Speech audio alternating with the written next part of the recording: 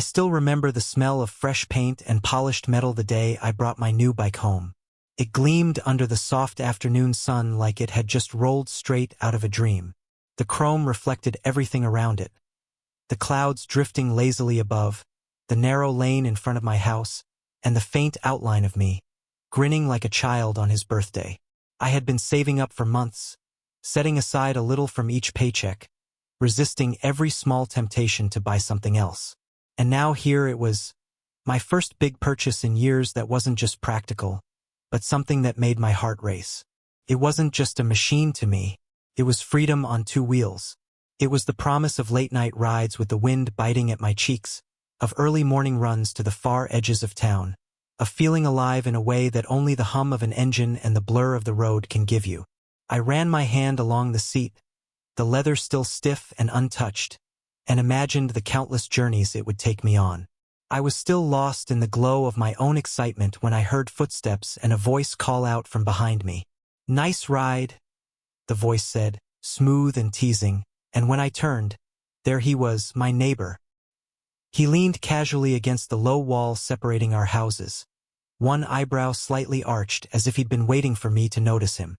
He was the kind of man you couldn't help but look at twice. Tall, with an easy smile that seemed to tug at the corners of his mouth even when he wasn't laughing. His hair was just a little too long, falling messily over his forehead in a way that looked unintentional but perfect. I'd seen him around plenty of times before, usually in the evenings when he'd be watering his small row of plants or chatting on the phone by his gate. We'd exchanged polite nods, the occasional good evening, but nothing more. Today, though, there was something different in his eyes, an openness, almost playful.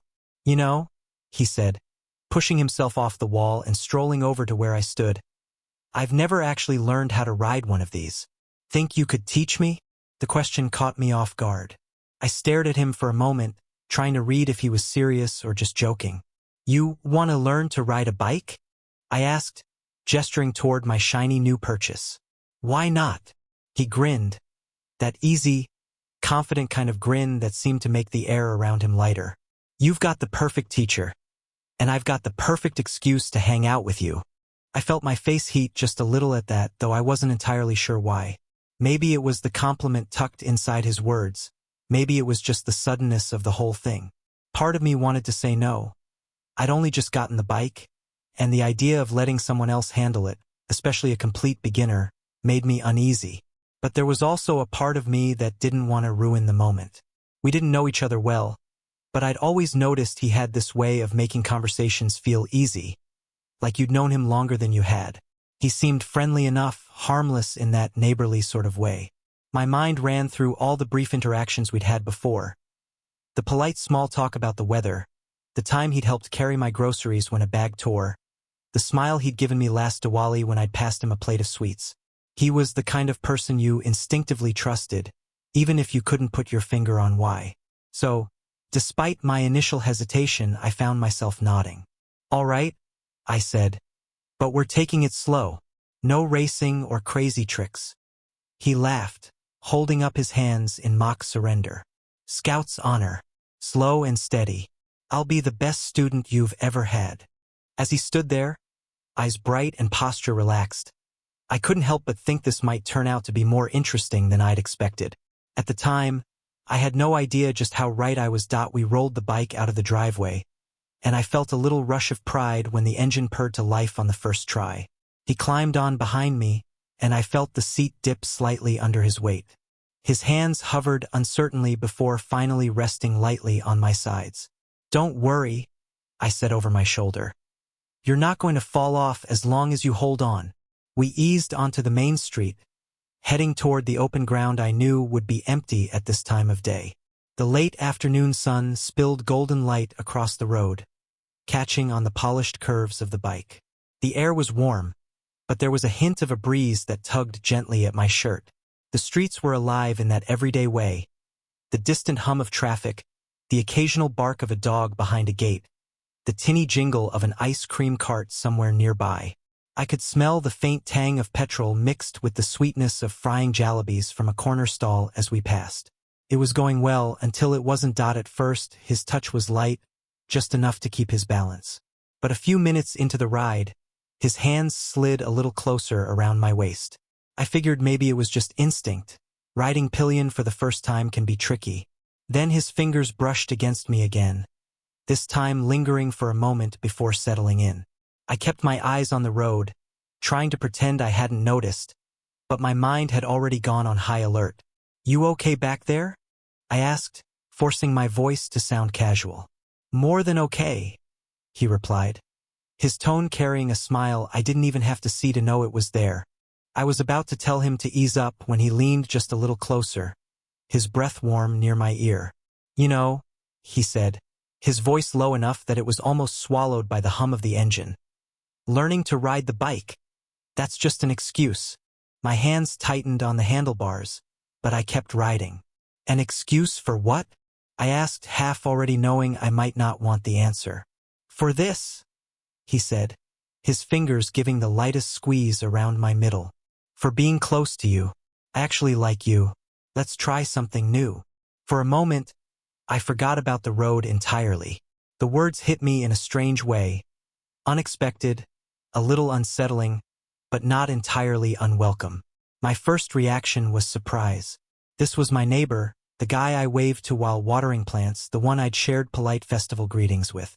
I hadn't imagined this was the sort of connection he had in mind.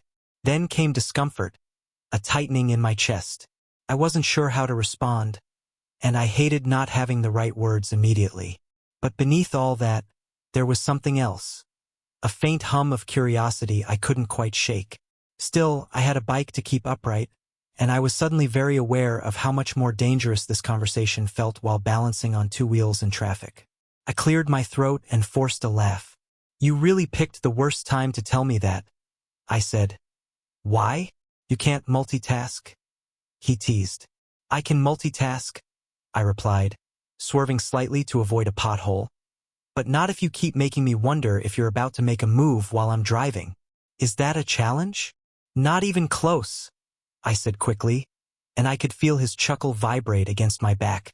The rest of the ride toward the open ground was a careful mix of steering and dodging his occasional brushes of contact.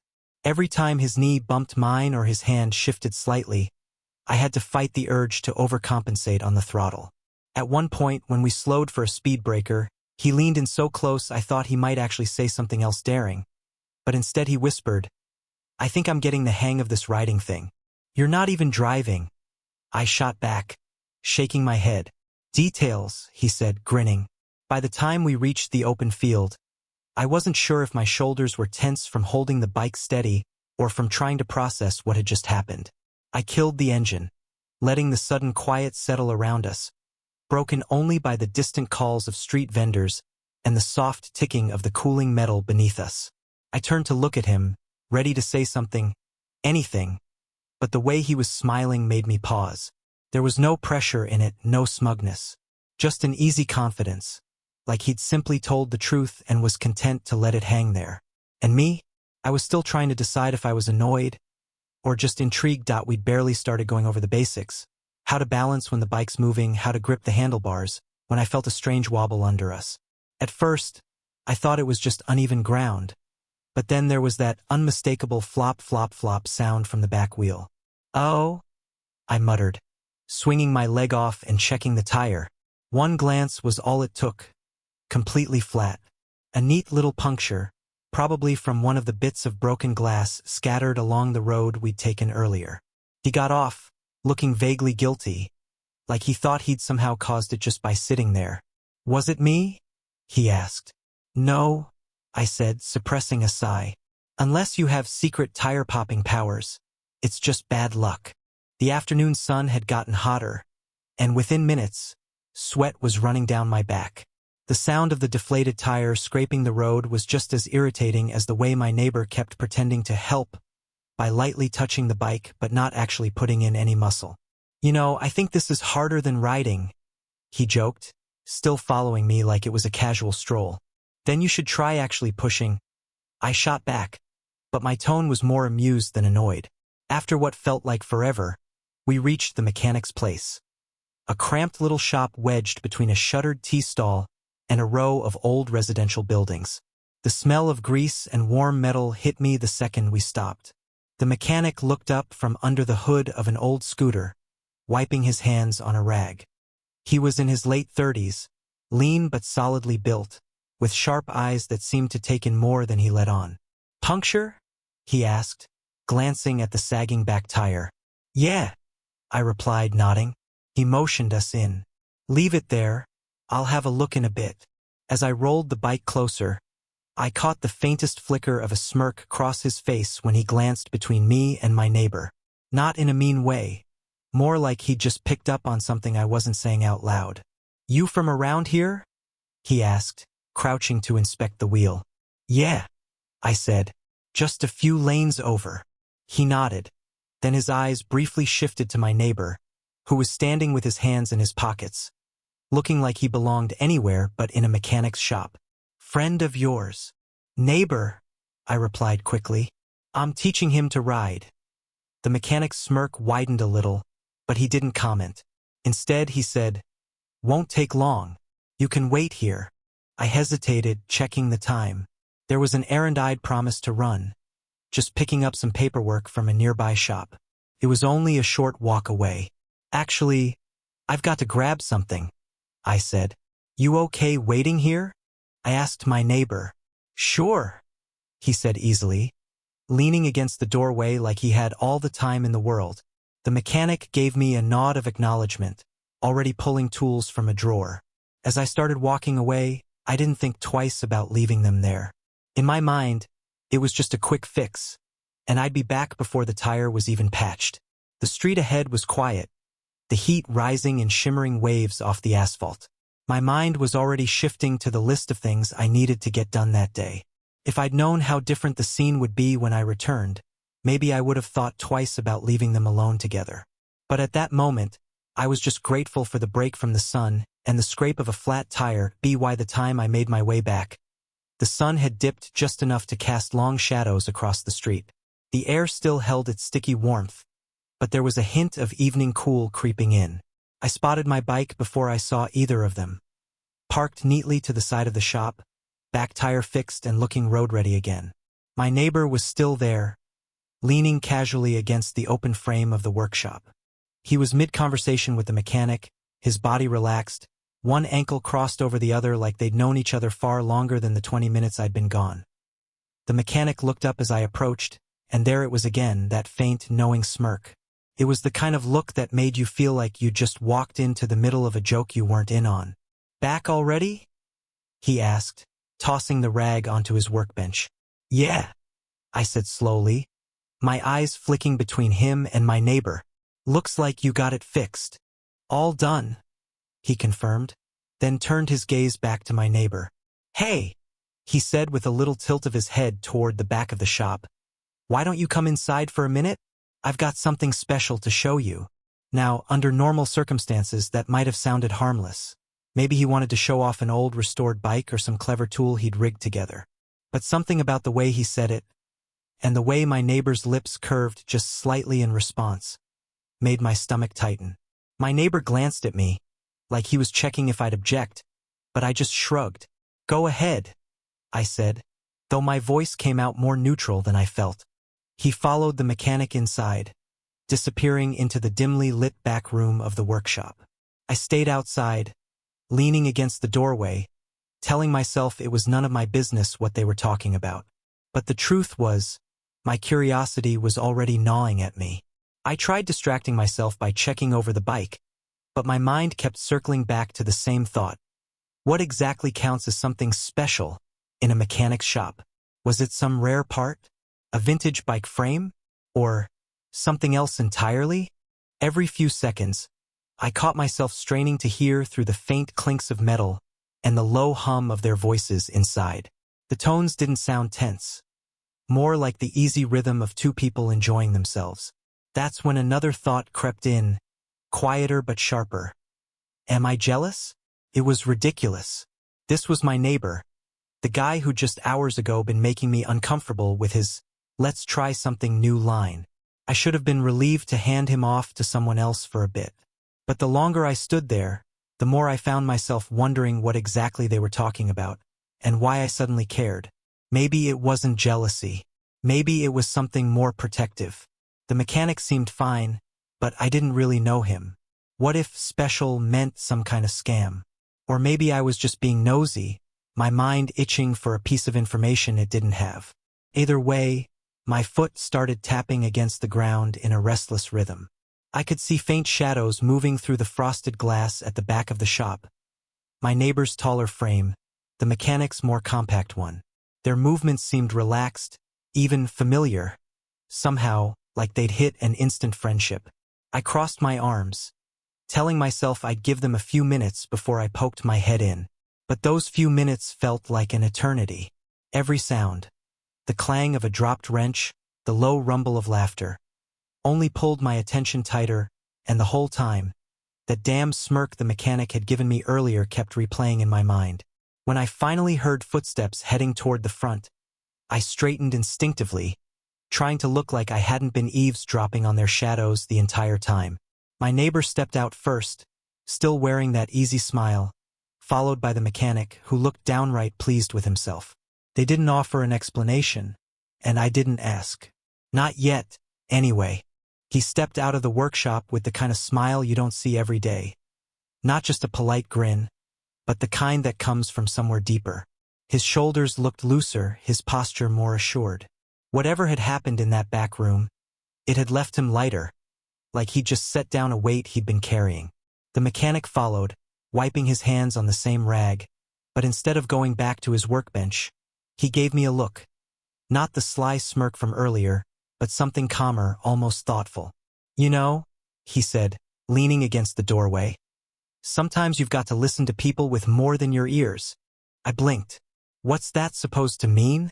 He shrugged, a half-smile playing on his lips. Not everyone says what they mean.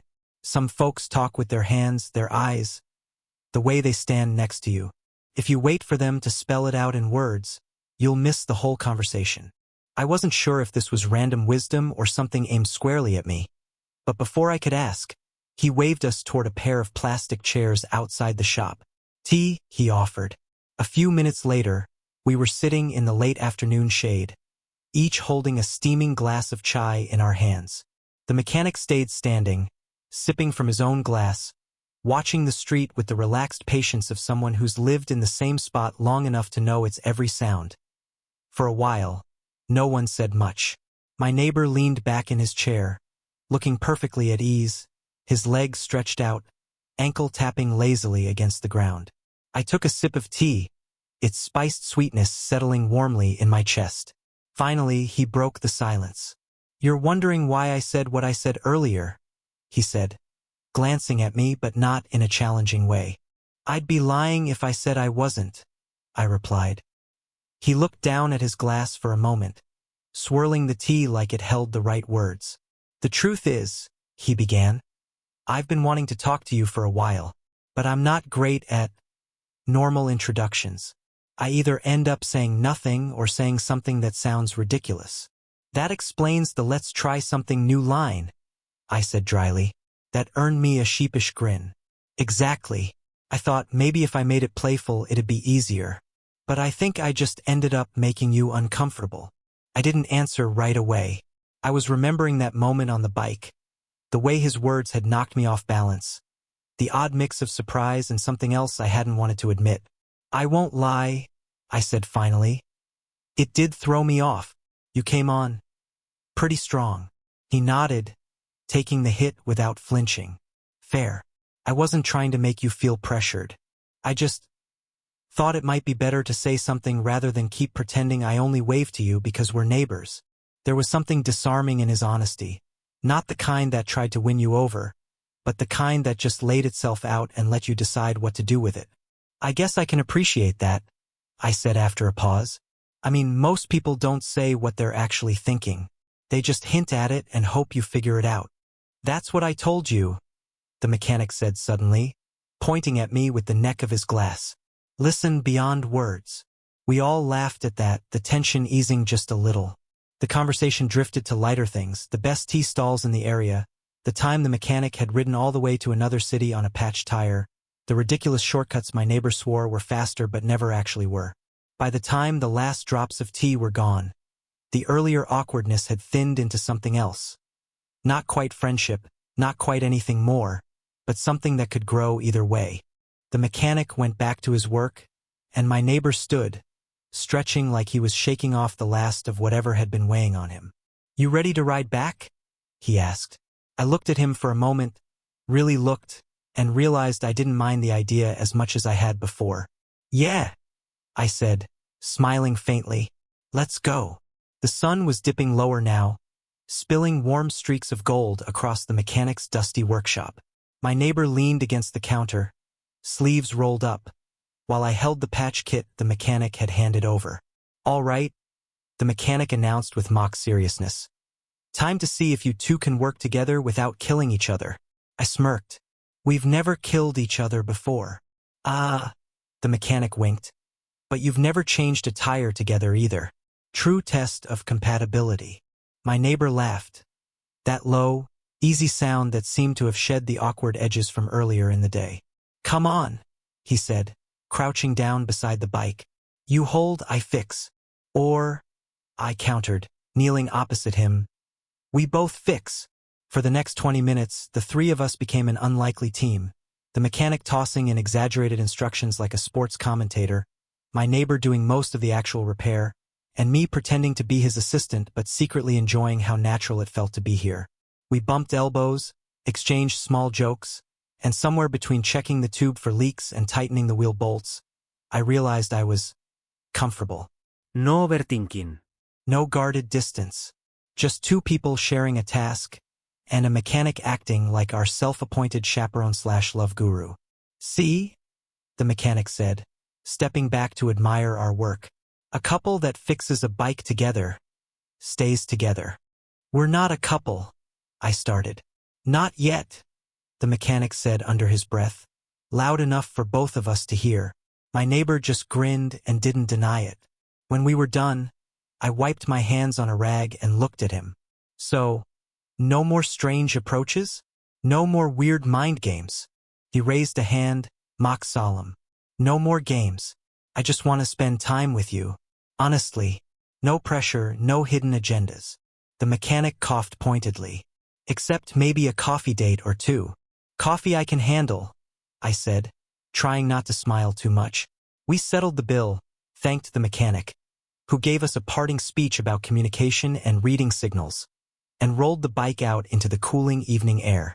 This time, as I climbed onto the back seat, there was no awkward hesitation.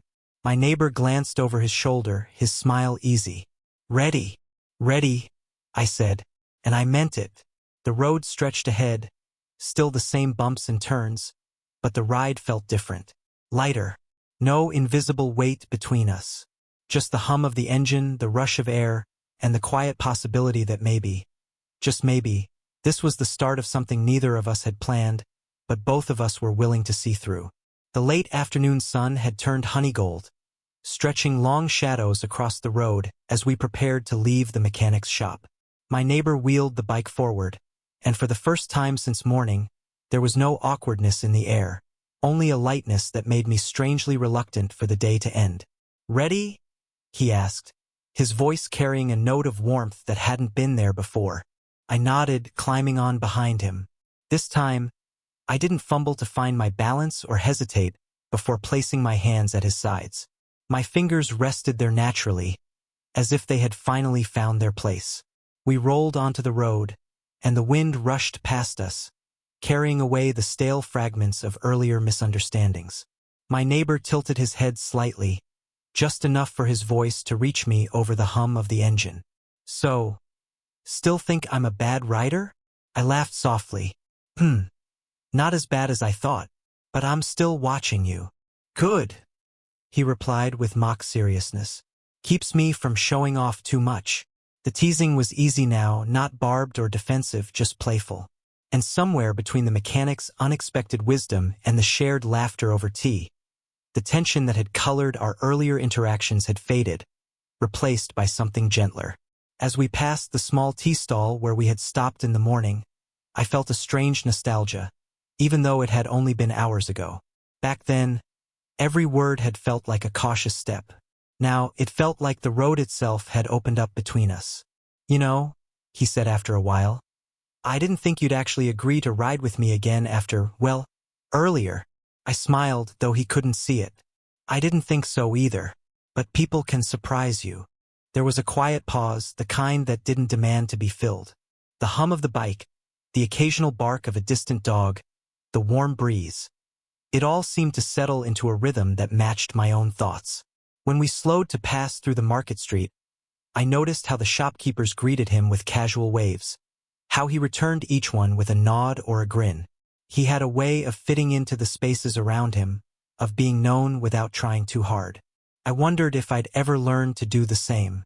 We passed the mechanic's shop again, just briefly in the distance, and I couldn't help but picture him shaking his head knowingly, muttering something about how people always come around in the end. By the time we reached the quieter stretch leading toward our neighborhood, the sunlight had dipped lower, casting everything in soft amber. I found myself leaning into the ride, not because I needed to, but because it felt right. Hey, he said suddenly, do you want to take the long way home? Why? I asked, curious. Because sometimes it's not about getting there fast. His voice had that hint of seriousness that made me glance up, even though all I could see was the back of his head. I didn't answer right away. Instead, I let the question hang there, feeling the weight of its unspoken meaning. Finally, I said, yeah, let's take the long way. And so we did. We wound through side streets I'd never noticed before, past rows of houses where children played cricket with makeshift bats, past an old banyan tree whose roots curled into the earth like stories buried deep in time. We didn't talk much, but it wasn't the silence of strangers anymore. It was the quiet of two people sharing the same space, the same air, without needing to fill it. When we finally pulled up outside our homes, the street lamps had just begun to glow. I climbed off the bike slowly, reluctant to let go of the moment. Thanks for the ride, I said, brushing a stray hair from my face. He grinned. Thanks for giving me another chance. I met his gaze, and for the first time all day, I felt no need to look away. Maybe this was just the first of many. He tilted his head, that playful spark back in his eyes. I'll hold you to that. As I turned to head inside, I caught myself glancing over my shoulder. Not out of doubt, but out of the quiet thrill of possibility. Some rides take you from one place to another. This one, I realized, had taken me somewhere entirely new. And something told me it was only the beginning.